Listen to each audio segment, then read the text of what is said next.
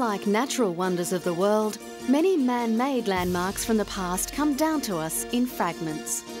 Such is the case with Persepolis, capital of ancient Persia, a pre-Christian rival with Athens for the title of crowning achievement in ancient civilization. Sacked and burned by Alexander the Great in 330 BC and then ravished by time, it has taken the dedicated work of successive generations of archaeologists to reconstruct the once mighty city.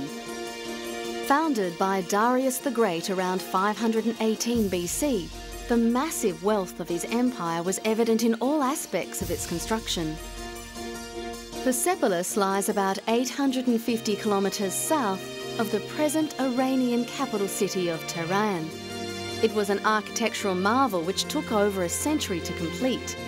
By far the largest and most magnificent building is the Apadana, seen here in a British Museum animation. It was used mainly for great receptions by the kings. Its 72 columns stand on the enormous platform to which two monumental stairways on the north and on the east give access. They were adorned with rows of beautifully executed reliefs. Those reliefs remain at the site, but they and other Persepolis treasures can also be seen at a new British Museum gallery. What we've done really in this display is try and integrate these objects into a display that's much more transparent and open. This is one of the reliefs. On both sides there is a powerful figure, a carving of a lion biting the hindquarters of a bull. And you can see on either side monumental late 19th century plaster casts or copies of original reliefs that are still at the palace site of Persepolis in Iran. Darius lived long enough to see only a small part of his plans executed. It was left to his son and successor, Xerxes, to execute his brilliant and grandiose ideas. But its sacking by Alexander and his army was brutal and thorough. According to the Greek scholar Plutarch, its treasures were carried away on 20,000 mules and 5,000 camels. From the time of its barbaric destruction, Persepolis lay buried under its own ruins.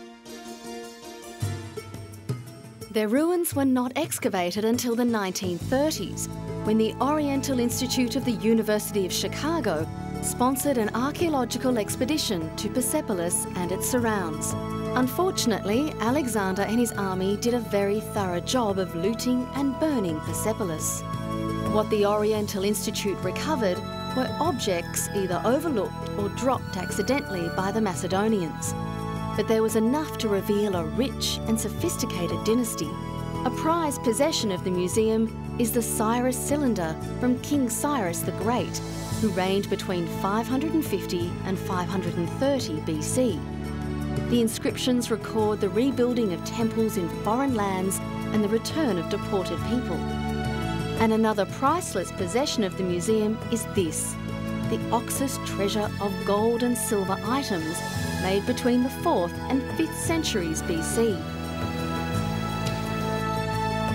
So it's a collection of gold bracelets, gold appliques originally sewn onto clothing and belts and so on, and some coins originally, some luxurious tablewares, and a rather stunning object is a little gold chariot model, which was perhaps intended for some rich boy out on the eastern edge of the Persian Empire.